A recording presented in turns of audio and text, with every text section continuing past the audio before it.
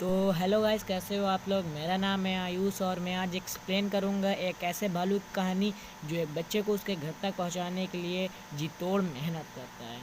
तो आपको अगर वीडियो अच्छी लगी तो लाइक कर देना। तो वीडियो की शुरुआत कुछ इस तरीके होती है कि हम देख पाते हैं कि एक स्नेक होता है जो कि अपना शिकार बड़े आराम से कर रहा होता है और अपने शिकार को वो खाने ही वाला होता है। तभी वहाँ पर 3 बंदर आकर उसे परेशान करने लगते हैं।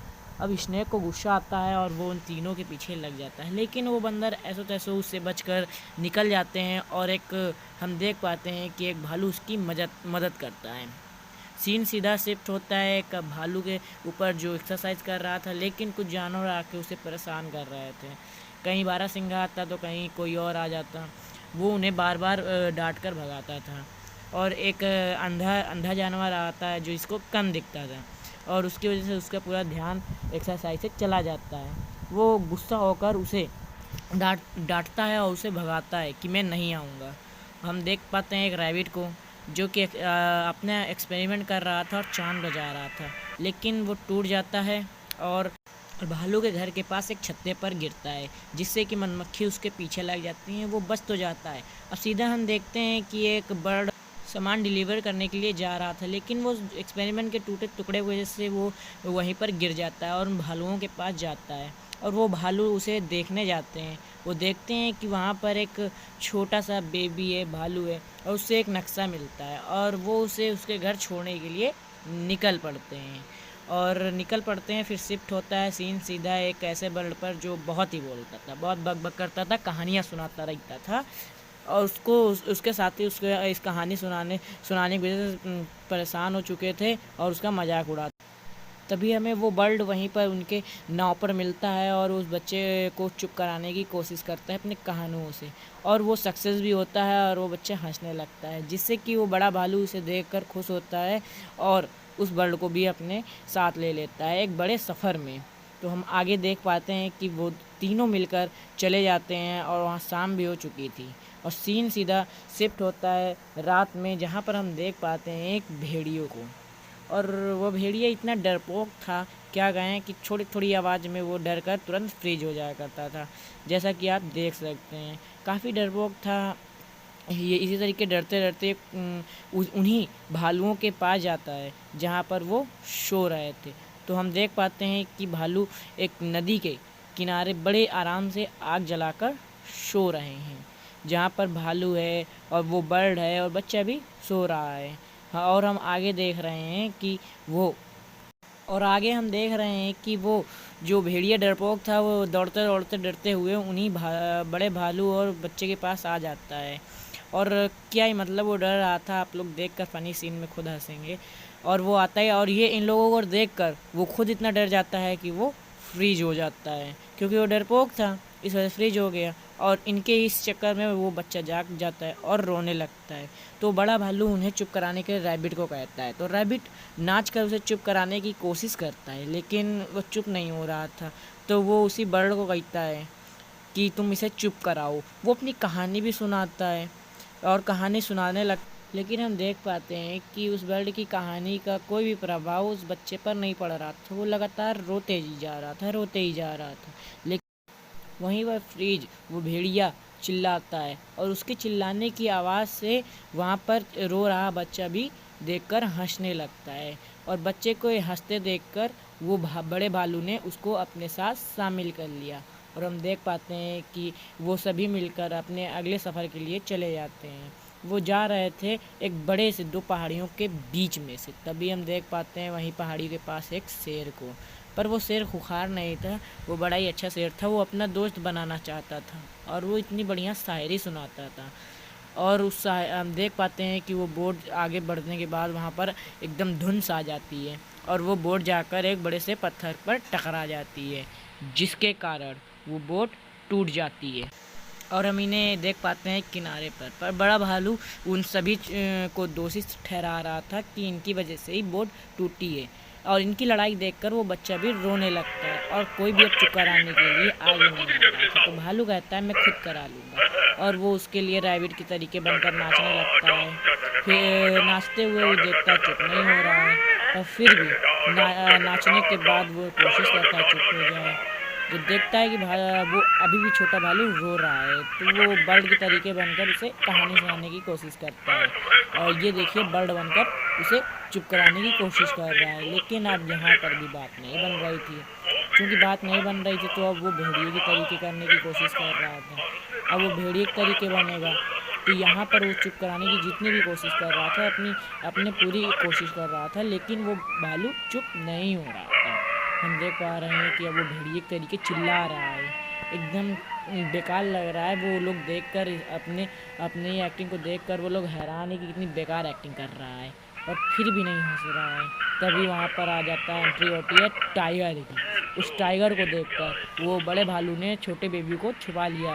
खतरा है, उसने लगा कि कोई खतरा है, लेकिन वो इतनी बढ़िया शायरी सुनाता था। उसे कहता है यहाँ से चले जाओ। वो अपनी शायरी सुनाता है। क्या शायरी सुनाता है, कहता है क्या मेरा मकान था। बहुत बढ़िया ऐसी शायरी सुना रहा था। सुनाते हुए उसकी ये शायरी इतनी लाजवाब थी कि वो बच्चा हंसने लगता है।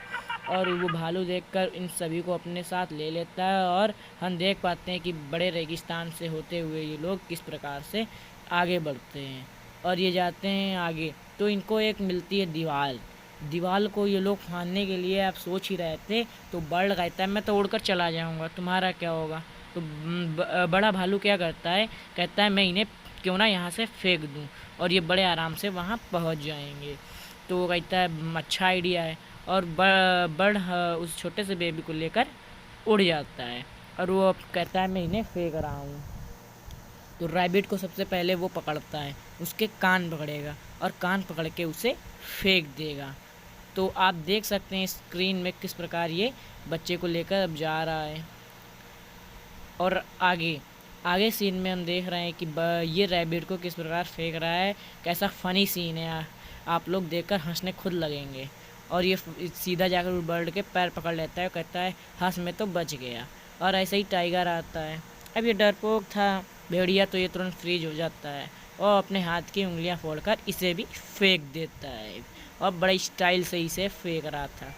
और ये लोग आगे जंगल में चलते हैं। जंगल में चलते हुए ये लोग बेबी को रखते हैं। रखने के बाद ये लोग बेबी को देख रहे थे वो देख पाते हैं कि बेबी बड़ा हो गया है और अपने पैर में चल पा रहा था। तभी वो रैबिट और टाइगर कहते हैं कि मुझे लगता है इसे कुछ आभास हो रहा है, इसलिए यहाँ ये चलने की कोशिश कर रहा है। और अचानक से वहाँ पर एक झुंड आ जाता है हाथियों को। वो अलग अलग कहते हैं कि अलग अलग भागो और हमें बचना चाहिए। तभी वो लोग अलग अलग हो जाते हैं और हाथी के झुंड को निकलने का रुकते हैं। जैसे ही हाथी का झुंड चला जाता है वो लोग रात बिताने के लिए वहीं पर सो जाते हैं। हम देख पाते हैं शेर को, रैबिट को, लेकिन वहीं पर हम देख पाते हैं उसी अजगर को जिसको हमने शुरुआत में देखा था। और वो अपना बदला निकालने कहता है अब तो तुम गए भाई। वो लोग देख पाते हैं कि वो छोटा बेबी वहाँ पर नहीं है। वो लोग उसे ढूंढने के लिए इधर उधर भागते हैं और कहते हैं हम लोग को अलग अलग जाना चाहिए। वो सब अलग अलग जाते हैं छोटे बेबी को ढूंढने के लिए वो कहाँ चला गया है। तभी वो रैबिट आके बताता है कि मैंने देखा था वो एक बड़े से गुफा में एक बड़े से लंबे सांप के पास था। और तभी वो लोग डर जाते हैं कि बड़ा सा लंबा सांप यानी अजगर। पर वो लोग हार नहीं मानते हैं। हम देखते हैं उसी गुफा में जहाँ पर वो छोटा बेबी था और सांप उसे डरा रहा था, लेकिन उसने अभी तक उसे खाया नहीं था। और वो लोग आ जाते हैं उसे लड़ने के लिए। अब उन सांप और उनके बीच में ज़बरदस्त होती है फ़ाइट। तो हम देखेंगे यहाँ पर इनके बीच की फ़ाइट। तो अभी के लिए हम देख रहे हैं इनकी फ़ाइट और मैं हो जाता हूँ शांत।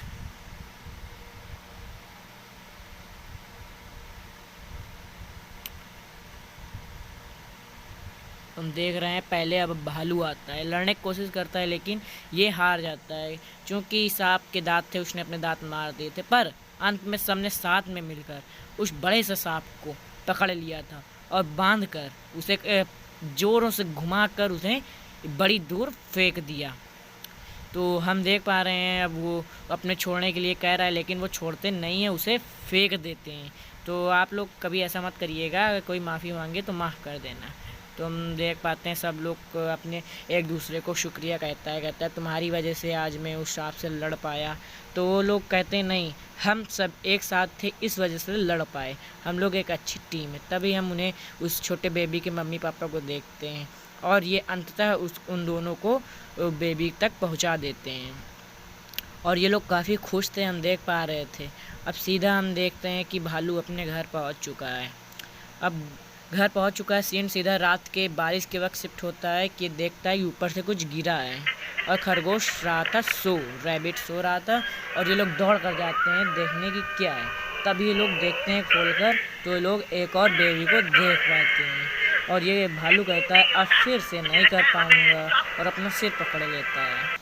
तो दोस्तों आपको यह कैसी लगी मेरी एक्सप्लेनेशन? अगर अच्छी लगी तो प्लीज़ लाइक और कमेंट कर देना। और बड़ी मेहनत लगती है इसको बनाने में, मेरे 2-3 दिन तो केवल ऐसा ही लग गया था।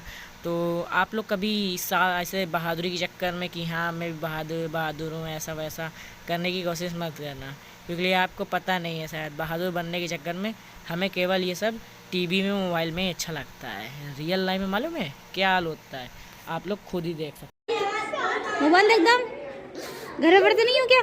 पढ़ते तो हैं। कहाँ पढ़ते हो? हम चूतिया हैं? हम चूतिया हैं? कौन सिखाया तुमको?